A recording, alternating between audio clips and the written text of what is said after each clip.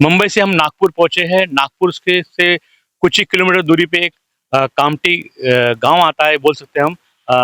और इस जगह पे ऐसी शख्सियत रहती है, उनका नाम है शफी अंसारी, जो रफ़ी साहब के बहुत बड़े चाहने वाले हैं। आज इंटरव्यू लेने का मौका मिला, आज उनके हम घर जा रहे हैं। देखिए इंडियाज़ की खास रिपोर्ट। इंडियाज़ की टीम पहुंची है मुंबई से नागपुर। रफ़ी साहब के, बोल सकते हैं, कह भी सकते हैं कि सबसे बड़े चाहने वाले के साथ हम बैठे और आमीन साहनी को अपना गुरु मानते शफीक अंसारी साहब। 1000 से ज़्यादा इन्होंने शो किया है, एंकरिंग की रफ़ी साहब के नाम पे। इन्होंने अपना घर चलाया है, घर का गुजारा किया है और बहुत अच्छी एंकरिंग करते हैं। और आमीन साहनी जी ने क्या कहा था, शफी अंसारी से बात करते हैं। शफी अंसारी साहब, आपके अंदाज में इंडिया के लिए आप क्या बोलेंगे, पहले ये बताइए। सबसे पहले तो सुनने वालों को मेरा प्यार भरा नमस्कार, आदाब, सत श्री अकाल और जय भीम। मैं ऐसा है कि सलाम भाई, नागपुर से 15-20 किलोमीटर दूर कामठी शहर है, वहाँ का रहवासी हूँ मैं। और मेरी उम्र अभी इस वक्त करीब 72 साल की हो गई। और मैं अपने उम्र में, इन्हें क्या बताऊँ, 40 साल से ज़्यादा तो रफ़ी साहब हो गए। और जब से रफ़ी साहब का इंतकाल हुआ उसके बाद सबसे पहला शो एक याद रफ़ी के बाद हमने शुरू किया और काफ़ी सराहना मिली उस प्रोग्राम से। उस वक़्त शहर नागपुर में एक हॉल हुआ करता था, धनवंतरी रंग मंदिर, जहाँ पर बड़े-बड़े कलाकार आया करते थे और नागपुर से बड़े-बड़े ऑर्केस्ट्रा कलाकार, ऑर्केस्ट्रा, सेवन कलर ऑर्केस्ट्रा, ऐसे बड़े-बड़े फनकार बॉम्बे से आया करते थे, एक याद रफ़ी के बाद लेकर। तो मुझे उनको देखकर काफ़ी, यानी ये होती थी हैरत कि बॉम्बे जैसे शहर में, यानी नागपुर शहर में कलाकार इतने रहने के बाद भी बॉम्बे से आकर कलाकार आ रहे हैं और रफ़ी साहब के नाम पे पैसा कमा रहे हैं।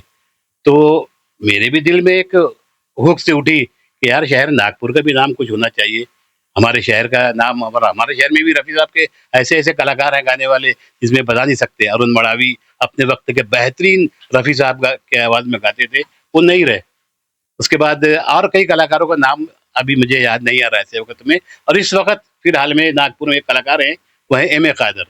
और एम ए क़ादर साहब शहर नागपुर ही नहीं बल्कि नागपुर के बाहर भी अपना प्रोग्राम दे चुके हैं, फ़ॉरेन वगैरह में। और आज रफ़ी साहब की जो हयात ज़िंदगा उन्होंने रखा है। सलाम भाई, बड़ी खुशी की बात है कि आप बड़े मुबारक मौके पर आए हैं आज के रफ़ी साहब के नाम से हम एक कुरान ख़वानी भी कर रहे हैं आज। और इस कुरान ख़वानी के मौके पर आप यहाँ पर आए हैं, तो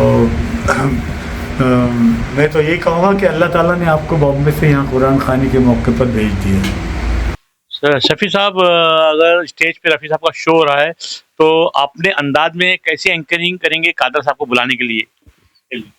मैं उनको बुलाने के लिए इतना ही कहता हूँ, पहले एक शेर कहता हूँ कि संगीत का वो शहज़ादा था, संगीत का वो शहज़ादा था, हम साथ रहेंगे ये वादा था, ऐ मौत तुझे मौत आ जाए, ऐ मौत तुझे मौत आ जाए, क्यों यार को मेरे छीन लिया, अब सारे गीत अनाथ हुए, आंसू ही मेरे साथ हुए, रोती है कलम की आंखें भी, आवाज़ का शहज़ादा चला गया, चला गया। और आवाज़ के उस जादूगर को श्रद्धांजलि देने के लिए शहर नागपुर का जाना-माना वो कलाकार आ रहा है, जो अपने आप में एक मिसाल है, जिन्होंने शहर नागपुर ही नहीं और हिंदुस्तान के बाहर भी अपने प्रोग्राम दिए। तो अब आपके सामने रफ़ी साहब को पेश करने के लिए आ रहे हैं जनाब एम ए क़ादर।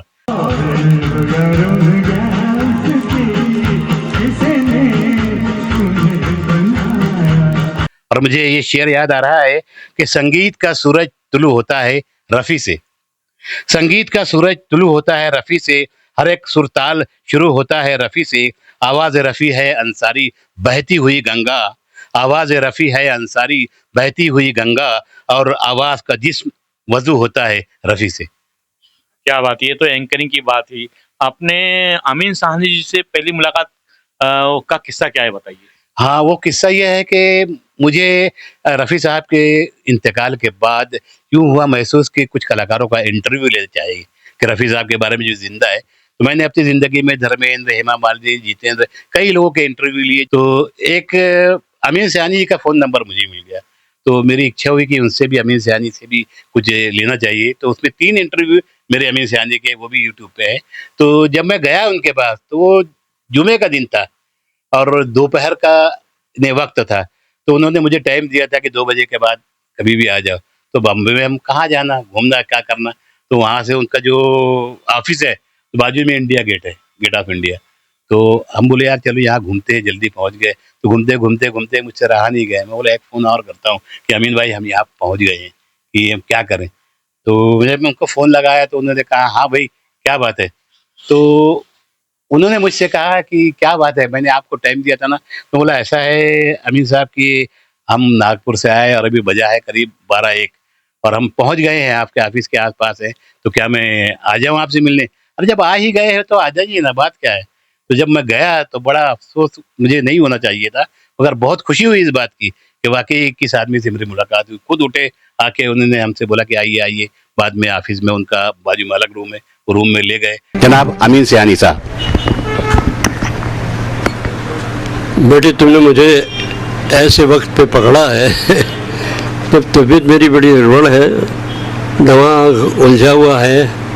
फिर भी मैं बताता हूँ, रफ़ी मेरे बड़े प्यारे अच्छे दोस्त थे, बड़े अच्छे इंसान थे, दिल के बहुत साफ और तबीयत के बिल्कुल सीधे साधे।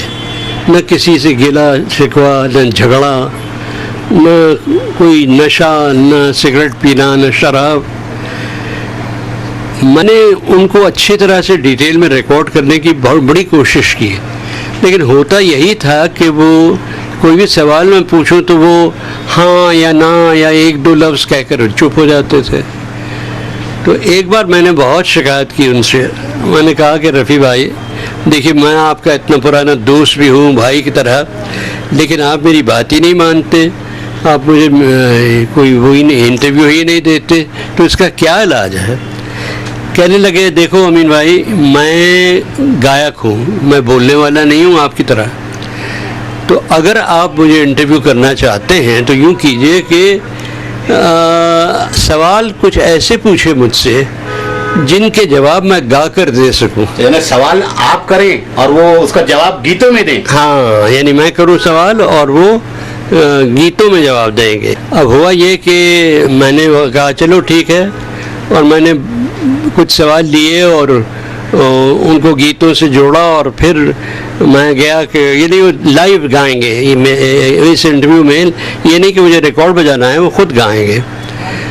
तो सब तैयारी जब मैंने कर ली तो अब किस्मत देखिए कि उन्हीं दिनों रफ़ी भाई चल बसे। और वो मेरी जो बहुत बड़ी आशा थी कि मैं रफ़ी साहब को इस तरह संगीत के ज़रिए इंटरव्यू कर पाऊँ, तो वो भी आशा पूरी नहीं हो पाई। लेकिन मैंने बहुत सोचने के बाद ये किया कि उनके इंतकाल के कुछ दिन बाद मैंने एक प्रोग्राम छोटा सा रखा, जिसमें मैंने ये कहा कि बहनों और भाइयों देखिए, रफ़ी साहब तो नहीं हैं, लेकिन मैं जो इंटरव्यू उनका लेने वाला था वो सवाल आज मैं एक एक करके पढ़ूंगा, और हर सवाल का जवाब रफ़ी साहब खुद यहाँ स्टूडियो में मेरे गा कर देंगे। तो उसमें से पहला सवाल ही मुझे याद है इस वक्त, जो मैं आपको बताता हूँ। पहला मेरा सवाल था कि रफ़ी भाई देखिए, आपके करोड़ों सुनने वाले हैं, सब आप पर जान देते हैं, अपना दिल निछावर करते हैं, तो इतना सब प्यार वो आपको देते हैं, इतनी इज्जत देते हैं, कुछ उनकी तारीफ़ में तो कहिए ना रफ़ी भाई। तो इसके जवाब में रफ़ी साहब जो गाना गाने वाले थे वो ये था कि जब मैंने सवाल किया ना कि अपने चाहने वालों के लिए भी तो कुछ कहिए, तो रफ़ी साहब गाकर जवाब ये देने वाले थे कि एहसान मेरे दिल पे तुम्हारा है दोस्तों, ये दिल तुम्हारे प्यार का मारा है। रफ़ी साहब के घर पे आपका आना जाना है, और रफ़ी साहब को आपने घोल के पिया है, रफ़ी साहब के शो आपने हज़ारों किए, तो रफ़ी साहब की जैसा सिंगर जो आज के ज़माने में है, आप किसको समझते हैं?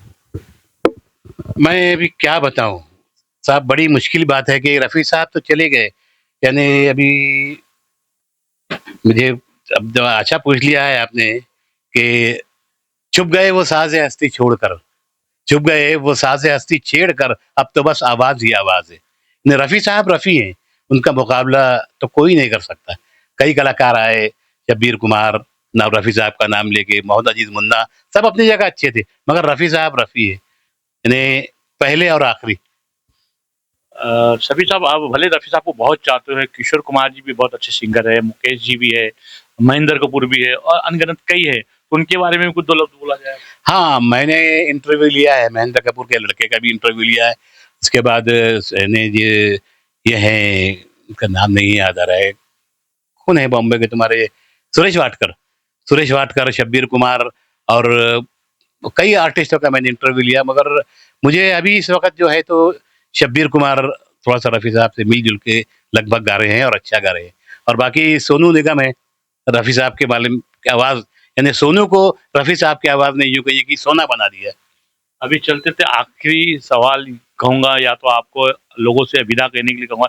अब जब स्टेज पे शो खत्म होता है, तो समझ लो अभी अपना इंडियाज़ का शो अभी आप खत्म कर रहे हैं, तो लोगों को किस तरह से बाय-बाय बोलेंगे अपने अंदाज़ में इंडियाज़ की तरफ से? भई अभी हम अंदाज़ इसलिए क्या है, अंदाज़ तो एक से एक हैं, कई बातें हैं, मगर क्या है कि यानी कई बातें ऐसी हैं जो याद नहीं आ रही, क्योंकि 5 साल से मैंने स्टेज छोड़ दिया है और मेरा पैर थोड़ा खराब है। तो टच में नहीं रहने के बाद भी फिर क्या है कि अब तो चलते हैं और दुआएँ दीजिए, फिर मुलाकात होगी, सब ऐसा है। जी। आखिर में फिर चलते हैं, फिर मुलाकात होगी, शब्बा खैर, ऐसा स्टेज पे कहते हैं। आज इंडिया से भी हमने शफी अंसारी साहब से बुलवाया है। अपने ज़माने में हेमा मालिनी जी का इंटरव्यू लिया है, धर्मेंद्र जी का लिया और अनगिनत जितेंद्र जी का लिया है। रफ़ी साहब के बारे में सबसे बात की उन्होंने, और ऐसे कुछ ही लोग बचे हैं अभी हिंदुस्तान में या हिंदुस्तान के बाहर का, जो नस्ल जो आ रही नई, वो भी नस्ल ही जो बताएगी रफ़ी साहब को। पुराने लोग दिन पे दिन कम हो रहे हैं। चलते-चलते शफी साहब ने हमारे लिए कुछ लिखा है, कुछ सुनाना चाहते हैं, सुन लेते हैं। हाँ, मैं 2 शेर कहता हूँ रफ़ी साहब के लिए। एक पहले तो ये कि सोज़ लिखता हूँ मगर साँस कहाँ से लाऊँ? सोज़ लिखता हूँ मगर साँस कहाँ से लाऊँ? गम में डूबी हुई आवाज़ कहाँ से लाऊँ? और अपनी आवाज़ को दरिया में डुबो दूँ, लेकिन तुझसे मिलती हुई आवाज़ कहाँ से लाऊँ? और एक शेर और है कि उसकी सदा से यूँ लगे भगवान पुकारे। रफ़ी साहब के बारे में लिखा है कि उसकी सदा से यूँ लगे भगवान पुकारे, मुझको मेरी खोई हुई पहचान पुकारे। आवाज़ रफ़ी सुन के खुशी इससे है बढ़कर कि जैसे किसी बेजान को उसकी जान पुकारे। किसी बेजान को उनकी की जान पुकारे। क्या बात है! रफ़ी साहब के चाहने वाले और भी लोग हैं, हम और भी बात करेंगे लोगों से। जितना रफ़ी साहब से के लिए बात करें उतना ही कम है। आप ऐसे इंडियाज़ को आगे बढ़ाते रहिए, और जो अपनी सोच है अपने बारे में, इंडियाज़ के बारे में कुछ लिखना चाहे लिख सकते हैं मैसेज करके, और आगे फिर एक बार रफ़ी साहब के लिए हम किसी और से बात करेंगे। मैं इंडियाज़ के लिए सलाम काजी।